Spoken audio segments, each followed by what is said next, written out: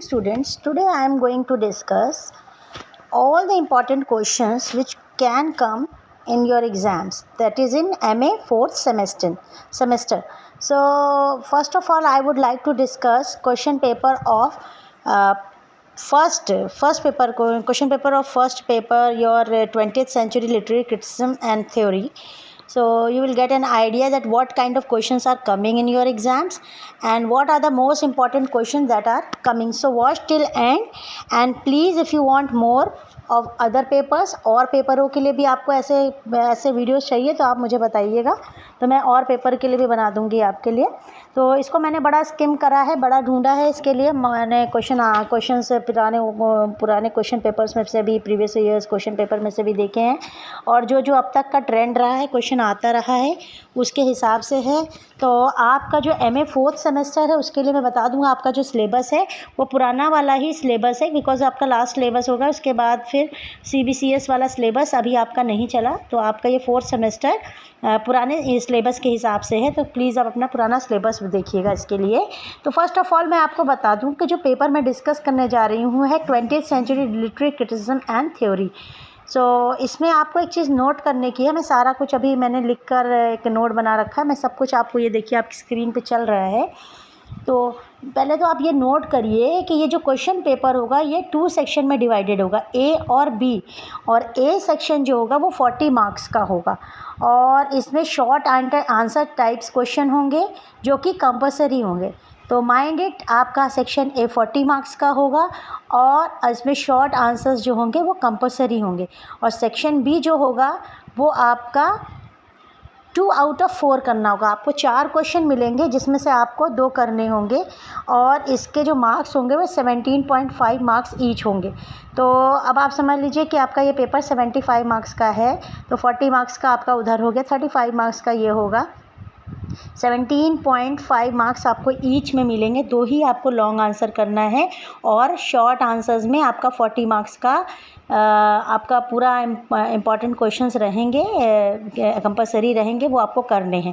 तो मेरा यहाँ पर आपके लिए एक स्टेप है कि मैं आपको वो सारे इम्पॉर्टेंट क्वेश्चन इसमें अवेलेबल करा दूँ कि जिसके अलावा आपको कुछ भी ना पढ़ना हो.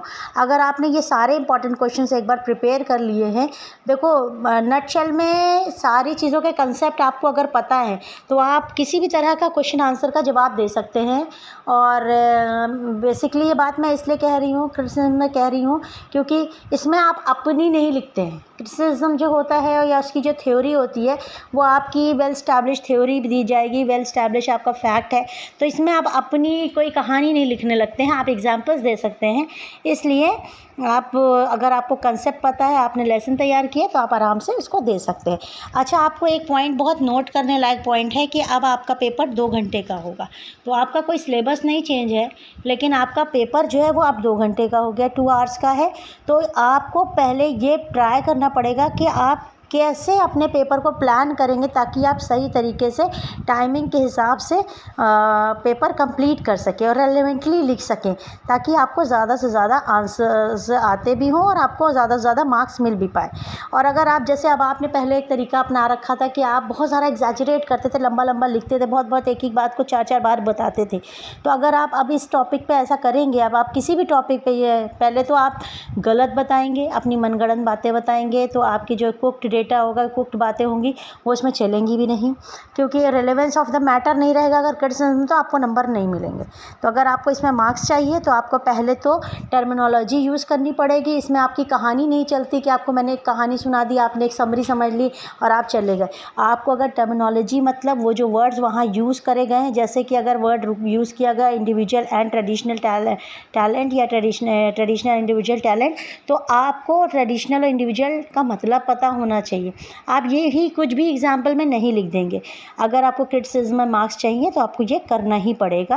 पहला, आपको टर्मिनोलॉजी याद होनी चाहिए. दूसरा, आपको कंसेप्ट बहुत क्लियर होना चाहिए. तीसरा, आप एग्जैजरेशन या लंबा लंबा इसमें लिखने की कोई कोशिश मत करिएगा, क्योंकि आप अपनी मर्ज़ी से मनगढ़ंत बातें लिखेंगे तो जितना भी आपने टेक्सचुअल लिखा होगा सब ख़राब हो जाएगा आपका. तो पहले पेपर के लिए ये बहुत इंपॉर्टेंट है. तीसरा, आप ये अपनी घड़ी पे नज़र रखेंगे कि कितनी देर में आप कौन सा पेपर, कितनी देर में कौन सा क्वेश्चन कंप्लीट कर रहे हैं. ईच। और एक चौथी चीज़ जो बहुत इंपॉर्टेंट है वो यहाँ पे लिखी है, do not leave any question. और अगर वो कंपलसरी है तो बिल्कुल ही मत छोड़िए। आपको कोई भी कंपलसरी क्वेश्चन छोड़ के नहीं आना है, आपको स्मार्टली वर्क करना है और एक स्ट्रैटेजी बनानी है। स्ट्रैटेजी क्या बनानी होगी आपको कि कैसे पेपर सॉल्व होगा। आप स्किम एंड मार्क स्ट्रैटेजी बनाएंगे। स्किम मतलब आप देखेंगे कि कौन कौन सा आपको पहले क्वेश्चन आता है और आप उसको पहले अटैम्प्ट करेंगे और मार्क करेंगे कि मुझे ये पहले करना है, स्किम एंड मार्क। फिर आप क्या करेंगे, अब आपको एक इम्पॉर्टेंट बात बता दें। आप सोच रहे होंगे कि मैं हेडलाइंस लिख करके उसके अंदर कुछ भी लिख करके काम चला लेंगे, तो ये आपका नहीं चलता है। आप लोग ऐसा लगता है कि हेडलाइन में बस अच्छी बात लिख दी, प्लेटोनिक पोएट्री लिख दी या मेटाफिजिकल पोएट्री लिख दी और नीचे हम कुछ भी भर रहे हैं बकवास तो चल जाएगा। नहीं, आपका ये नहीं चलता।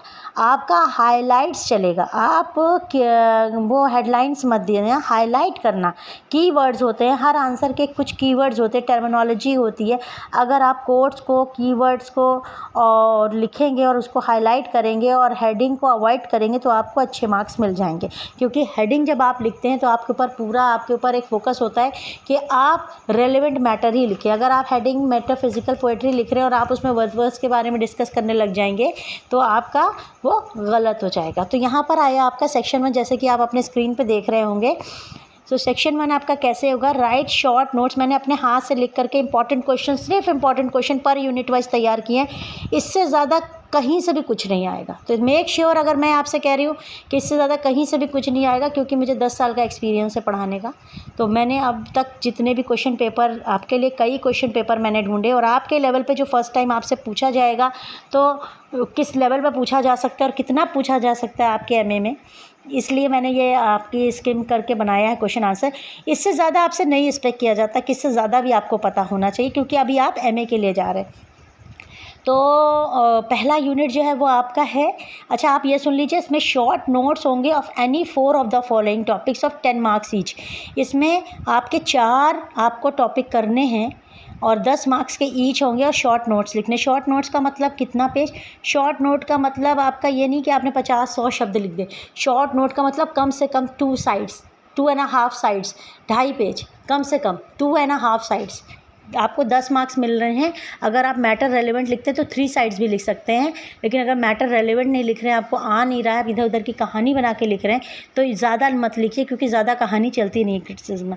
जो भी पढ़ेगा वो स्मार्ट होता है, वो पढ़ा हुआ होता है, वो आपकी कहानी सुनने के लिए नहीं बैठा होता, उसे पता होता है अगर आप टर्मिनोलॉजी यूज़ कर रहे हैं, अगर आप टेक्स्ट का वर्ड्स यूज़ कर रहे हैं, अगर आपको सच में डेफिनेशन याद है तो आपका वर्क चलेगा, वरना आपकी इधर उधर की कहानी इस पेपर 1 में बिल्कुल नहीं चलेगी। आप पोएट्री का जब इंटरप्रिटेशन लिख रहे हो तो आप एक बार अपने थॉट्स भी लिखते जाइए और अपनी बातें भी लिखते जाइए, तो आपके इंटरप्रिटेशन में आप बढ़ा लीजिए अपने आंसर्स को, दैट इज़ ओके। बट यहाँ नहीं, यहाँ मार्क्स नहीं मिलेंगे। तो पहला क्वेश्चन जो आपका है वो है T S. Eliot's concept of impersonality. तो टी.एस. एलियट का जो थ्योरी ऑफ इम्पर्सनैलिटी का जो कंसेप्ट है उसको आपको यहाँ पर डिस्कस करना है। मिनिमम मैक्सिमम 2.5 पेज और 3 पेज, बस इतना, 3 साइड्स। फिर आपका दूसरा क्वेश्चन, ये बहुत इंपॉर्टेंट क्वेश्चन है, मैंने मार्क कर रखा है, ये बहुत इंपॉर्टेंट है। अगर आप जा रहे हो एग्जाम देने और आपको थ्योरी या कंसेप्ट ऑफ इम्पर्सनैलिटी नहीं मालूम है तो आप बेकार ही जा रहे हो।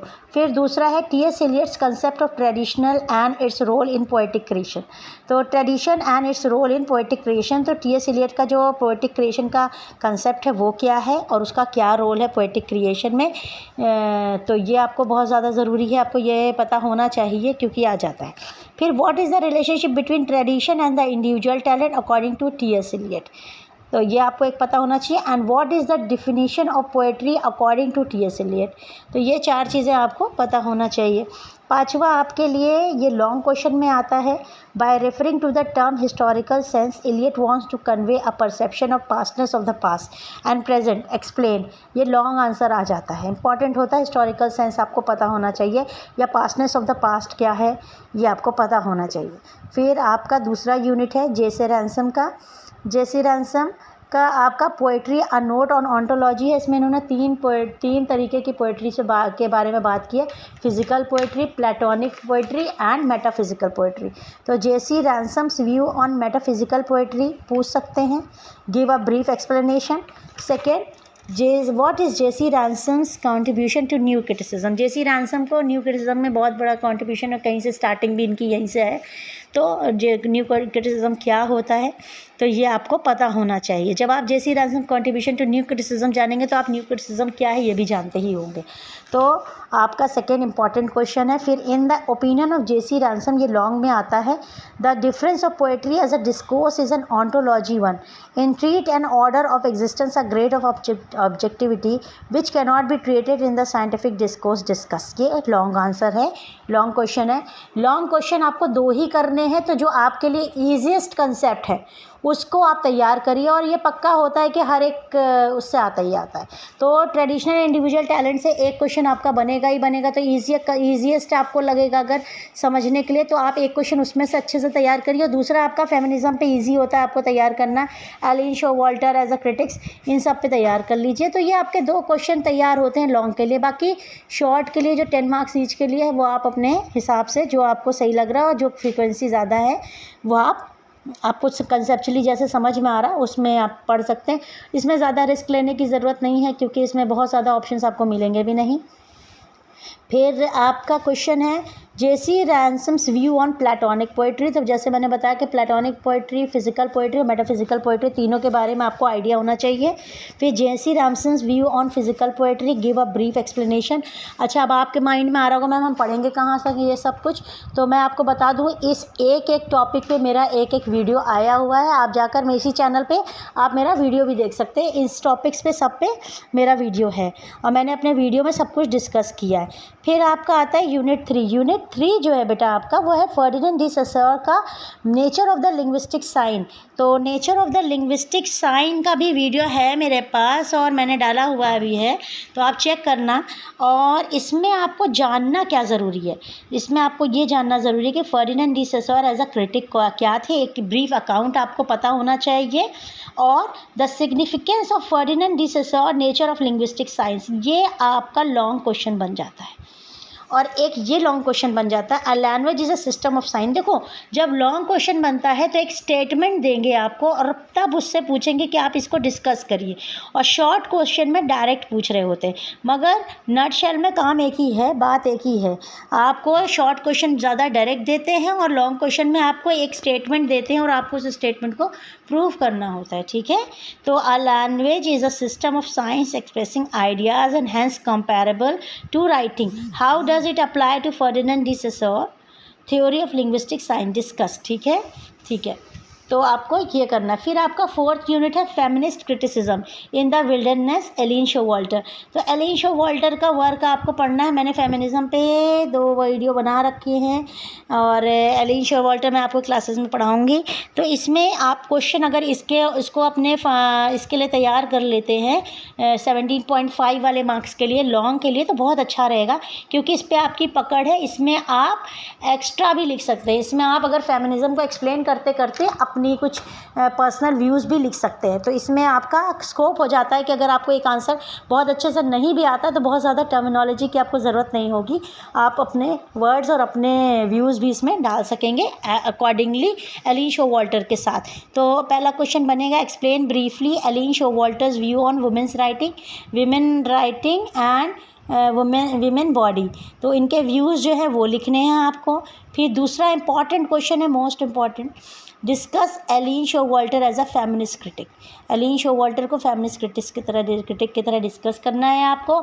और तीसरा है discuss Elaine Showalter views as express in feminist criticism in the wilderness. तो सेकेंड और थर्ड क्वेश्चन मोस्टली एक जैसा ही है।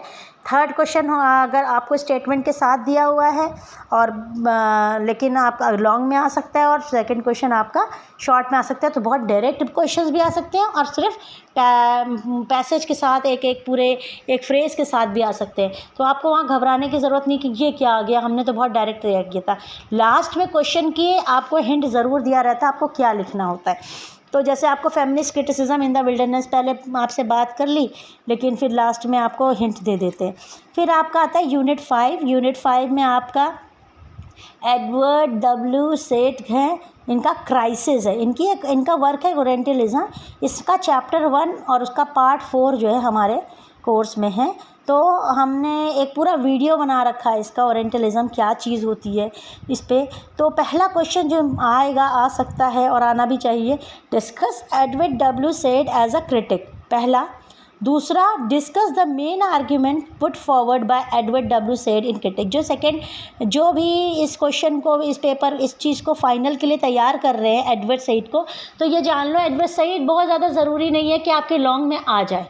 लॉन्ग में फेमिनिस्ट तक आता है, फिफ्थ वाला टॉपिक हर बार नहीं आता है, किसी बार ये रिपीट होता है, किसी बार नहीं आता, तो इसलिए फिफ्थ यूनिट से लॉन्ग आंसर मत तैयार करना। मेक श्योर कि आप पहली 4 यूनिट से लॉन्ग आंसर्स तैयार करें। Discuss the main argument put forward by Edward said in crisis. और तीसरा है, what do you understand by word orientalism, give special reference from Edward W said criticism. तो मैं आपको ये बता दूं कि ये आपका अगर पेपर नंबर 1 बनता है ये क्रिटिसिज्म का, तो बेटा इससे ज़्यादा कुछ भी क्वेश्चन नहीं आएंगे और ना ही एक्सपेक्टेड है आपसे। अगर आपने इतना भी तैयार करा हुआ है तो आपने बस इनफ कर दिया, इससे ज़्यादा कहीं से भी कुछ भी नहीं आएगा। तो इसलिए प्लीज़ मेक श्योर कि जितना मैंने बताया है इतना तो आप ज़रूर पढ़ के जाएंगे, इतना ज़रूर करके जाएंगे। All the best. अगर आपको ऐसे ही और वीडियोज़ अपने और पेपर्स के लिए चाहिए तो आप प्लीज़ नीचे कमेंट करिए और बताइए मुझे। अगर आपको चाहिए तो मैं बना दूंगी, मैंने इसको बड़ा स्किम करके कई क्वेश्चन पेपर्स से बनाया है। Thank you very much, have a good day.